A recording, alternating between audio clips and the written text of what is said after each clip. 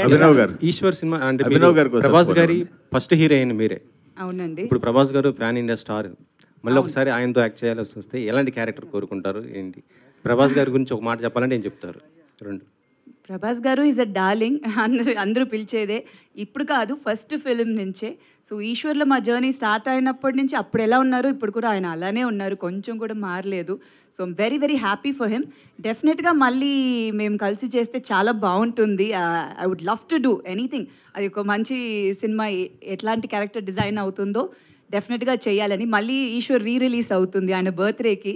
So I'm very excited దానికి to see Eshwar again on screen. Abhinav garu Abhinav కొంచెం మాకే క్వశ్చన్ లేదు సార్, రిక్వెస్ట్ ఉంది. చెప్పండి. మీ కామెడీ చాలా బాగుంటుంది. Thank you. మళ్ళీ స్టార్ట్ చేసేసాను యాక్టింగ్ అనేది, సెకండ్ ఇన్నింగ్స్ మీరు అన్నట్టు. బట్ అడిగినప్పుడు నేను షాక్ ఏం అవ్వలేదు. మీరెందుకంటే ఇప్పుడు షాకింగ్ ఎక్స్ప్రెషన్ ఇస్తున్నారు. బట్ షాక్ అనేది చెప్పలేను కానీ, but I was very happy అండి. ఎందుకంటే నిజంగానే ఈ క్యారెక్టర్ నాకు చాలా నచ్చింది. సో చాలా ఇంట్రెస్ట్తో పర్సనల్గా చాలా హ్యాపీగా చేశాను ఈ cinema. So and the way నేను చెప్పినట్టు ఆయన పోర్ట్రే చేసిన ఫోన్లో చెప్పినప్పుడు జిస్ట్ కానీ ఫుల్ నరేషన్ నాకు ఇచ్చినప్పుడు డెఫినెట్గా ఈ సినిమాలో I should be a part of it అని అనిపించింది. ఎందుకంటే అంత డీటెయిల్ కేర్ తీసుకున్నారు ప్రతి నా ఒక్క క్యారెక్టర్ గురించి కాదు. ఆయన అంత అది ఒక డైరెక్టర్ అట్లా ఎక్స్ప్లెయిన్ చేస్తున్నప్పుడే తెలిసిపోతుంది డెఫినెట్గా ఈ ఫిలిం ఒక మంచి ప్రాజెక్ట్గా వస్తుంది అనేది. So I was very excited to do this character. Abhinav గారు హాయ్ సార్. టీజర్ చాలా బాగుంది. థ్యాంక్స్. మీ సినిమాలో ఏదైనా ప్రతి సినిమా ఏదో ఒక ఎఫెక్ట్ అయితే చూపిస్తుంటుంది. సొసైటీ కూడా మీరు అలా చూపించారు. సోలో కానీ లేకపోతే బాణం కానీ, మొన్న వచ్చినట్టు ప్రతినిధి 2. యాక్చువల్లీ ప్రతినిధి 2 సినిమా ఎలక్షన్స్ ముందు రావటం వైసీపీ మీద ఎఫెక్ట్ బాగా పడింది అనిపించింది నాకైతే. మీకేమనిపించింది సార్ మీ సినిమా ఎఫెక్ట్? నాకు తెలియదండి, ఎందుకంటే it was too late. Release 2 days ముందు రిలీజ్ అయింది. అండ్ సినిమా ఎలక్షన్ సినారియోస్ మీద అయితే సంబంధం లేదు. కాకపోతే అది కొంత బ్యాక్గ్రౌండ్ మొత్తం ఉంది దాని సినిమా. అంటే 2 రోజుల్లో నేను మార్చేయగలుగుతానంటే 5 ఏళ్ళు మారుస్తూనే ఉండేవాడిని కదండి. సో అప్పటికే జనాలు మారిపోయారు. సో సో ఈ అంటే ఇప్పుడు ఉన్నటువంటి స్టార్స్ ఏంటంటే వాళ్ళ సినిమాని ప్రమోట్ చేసుకోవడం కోసం, అంటే ఇప్పుడు చాలామంది ఇప్పుడు పవన్ కళ్యాణ్ సంబంధించి చూస్తుంటే వాళ్ళు పిఠాపురంలో ఈవెంట్ చేస్తున్న పరిస్థితి ఉంది. మీరు ఎక్కడ చేస్తారా? హిందూపురంలో చేస్తారా ఒకవేళ ఈవెంట్ చేయాలనుకుంటే, లేకపోతే కుప్పంలో చేస్తారా?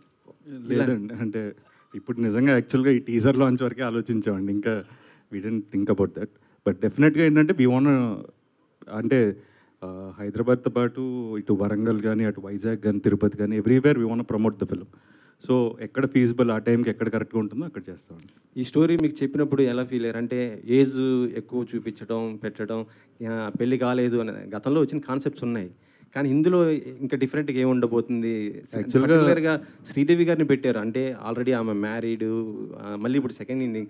మేము అసలు ఫస్ట్ చూసినప్పుడు శ్రీదేవి గారు అనుకోలేదు అలా ఆ ఫీచర్ అనుకున్నాం. తర్వాత వచ్చి యాంకర్ గారు చెప్పినప్పుడు అవునా శ్రీదేవి గారు షాక్ అయ్యాం మేమైతే. అంటే శ్రీదేవి గారిని తీసుకోవడానికి ఏంటి రీజన్ ఏంటి? బాగుంది, ఆయన సర్ప్రైజ్ అయ్యారంటున్నారు. చాలా బాగుంది. యాక్చువల్గా ఒరిజినల్ ఏజ్ కంటే 6 ఏళ్ళు కోసాడండి. So I'm happy about it. Sir Rohit గారు, సార్ మీరు బాణం నుంచి సోలో వరకు, ప్రతినిధి 2 వరకు రకరకాల ఇష్యూస్ బేస్డ్ సినిమాలు చేశారు కొన్ని. యాక్చువల్గా పెళ్ళి అనేది అంతకు మించిన సమస్య చాలామంది అబ్బాయిలకి ప్రస్తుతం ఉన్న సిచ్యువేషన్లో. అయితే ఈ సమస్యని టీజర్ అయి చూస్తుంటే మాకు అసలు పెళ్లి సమస్య కాదు, పెళ్ళికి మీరే సమస్య అన్నట్టుంది. అది ఆ 5 rules పెట్టడం అనేది ఏదైతుందో, ఈ క్యారెక్టర్ చెప్పినప్పుడు కానీ, ఈ సినిమా చేసేటప్పుడు కానీ మీరు ఎలా చేశారు ఈ క్యారెక్టర్ని? ఎందుకంటే కొన్ని డిఫరెంట్గా మీకు ప్రీవియస్ మూవీస్ చాలా పోలుస్తుంటాయి. అవునండి, నాకు పెళ్ళి అవ్వలేదు కదా, సో నాకు త్వరగా కనెక్ట్ అయ్యాను. అదే క్యారెక్టర్ని ఎలా చేశారు మీరు? సో డెఫినెట్గా ఇది చాలా ఒక పెక్యులర్ క్యారెక్టర్ అండి. పొరపాటున నిజంగా ఈ కథ లాంటిది జరిగితే మాత్రం గుండె అయిపోద్ది ఎవరికైనా. సో కొంచెం క్లిష్టంగానే ఉంటుంది. బట్ నేను ఎంజాయ్ చేశాను. తను ఫస్ట్ ఐడియా చెప్పినప్పటి నుంచి నేను ఎంజాయ్ చేశాను ఈ క్యారెక్టర్. సార్ శ్రీదేవి గారు మేడం 2002లో ఈశ్వర్లో సినిమాలో ఫస్ట్ టైం మిమ్మల్ని హీరోయిన్ చూసాము. మళ్ళీ దాదాపుగా 22 years. 22 years తర్వాత కూడా మీరు ఇప్పుడు మళ్ళీ హీరోయిన్గా ఎలా అనిపిస్తుంది మీ ఎక్స్పీరియన్స్?